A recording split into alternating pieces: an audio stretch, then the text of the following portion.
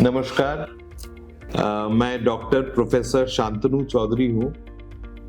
मैं चेयरमैन हूँ पुष्पांजलि कैंसर केयर इंस्टीट्यूट के, जो कि दिल्ली गेट आगरा में स्थित है।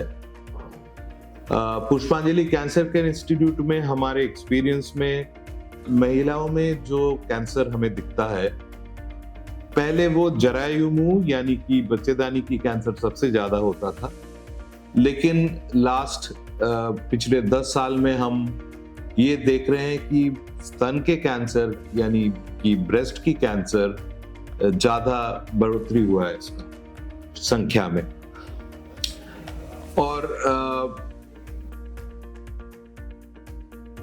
ब्रेस्ट कैंसर हमारे पास जो पेशेंट्स आते हैं उनके ब्रेस्ट में गठान रहता है, और ये गठान बगल में भी फैल सकता है, जिसको हम एक्सिलरी नोड्स बोलते हैं।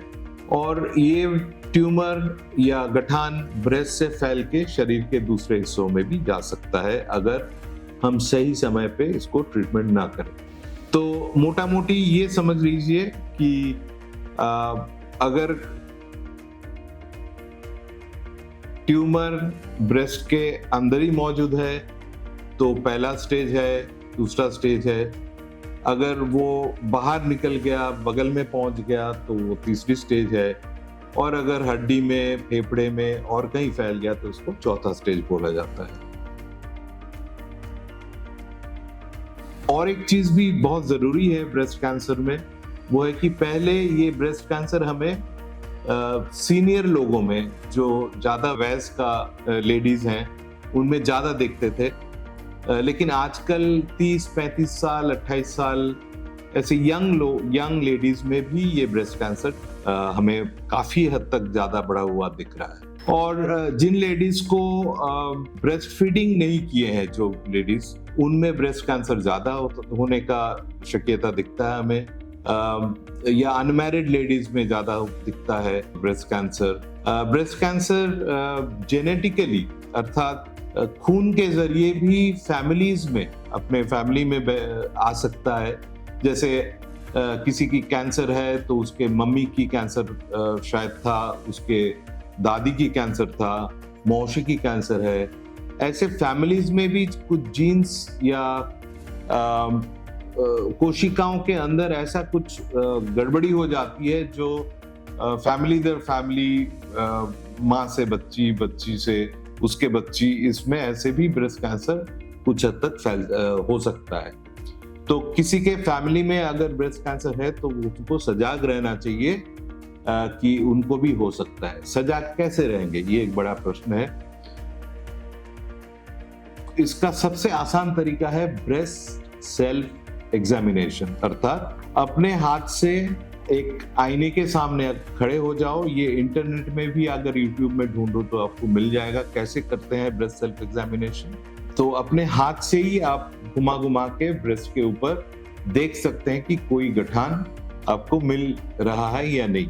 अभी ये बात भी सही है कि ब्रेस्ट ट्यूमर, कोई भी गठान कैंसर ही होगा ऐसा कोई प्रमाण नहीं है। तो ब्रेस्ट कैंसर, कोई ट्यूमर अगर ब्रेस्ट में है, वो नॉन कैंसरस यानी कि बिना कैंसर के ट्यूमर भी हो सकता है, जिसको डॉक्टरी भाषा में हम फाइब्रोएडिनोमा बोलते हैं। तो इसका अंतर करना बहुत जरूरी है।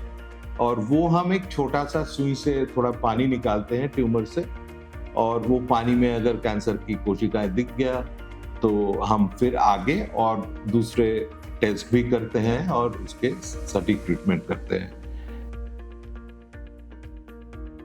ब्रेस्ट कैंसर ट्रीटमेंट में आजकल बहुत आसान चीजें आ गई है, जैसे ऑपरेशन, सर्जरी, रेडिएशन यानी कि क्ष किरण से ट्रीटमेंट, कीमोथेरेपी की ट्रीटमेंट, और इसके साथ साथ hormonal treatment, genetic treatment, targeted therapy, ऐसे बहुत से नए ट्रीटमेंट्स आ चुका है, जो कि पहले जैसे कॉम्प्लिकेटेड ट्रीटमेंट अभी नहीं रहा। पहले जैसे बहुत सीमित हमारे पास ट्रीटमेंट्स रहता था। आजकल बहुत से नए ट्रीटमेंट्स आ गए हैं जिसके साइड इफेक्ट्स भी कम होते हैं और पेशेंट्स अच्छे हो सकते हैं। तो एक चीज ख्याल रखिएगा आप सब जो सुन रहे हैं मुझे, कि ब्रेस्ट कैंसर अगर पहला दूसरा स्टेज में पकड़ा जा सकता है तो वो क्योरेबल है, अर्थात पूरी तरह ठीक हो सकता है। इसका मतलब ये नहीं कि तीसरी चौथी स्टेज में बीमारी आए तो उसको ट्रीट नहीं कर सकते हैं, उसको भी ट्रीट कर सकते हैं। पेशेंट को लंबा उम्र दे सकते हैं हम, और बिना कंप्लेंट के शांति से वो भी जी सकते हैं दवाई लेके। तो समय खराब नहीं करिएगा। अगर ब्रेस्ट में किसी को कोई गठान मिल रहा है तो तुरंत कैंसर स्पेशलिस्ट को मिलिएगा, ये बहुत जरूरी चीज है। क्योंकि हमारे पास ऐसे बहुत पेशेंट्स आते हैं जो पकड़ तो लिए थे कि ब्रेस्ट में गठान है, लेकिन बाहर समय वेस्ट कर दिए, समय बिता दिए और बीमारी बढ़ गई, तो बड़ा हुआ स्टेज में हमारे पास पहुंचे। तो पहले आ जाना बहुत जरूरी है। नमस्कार।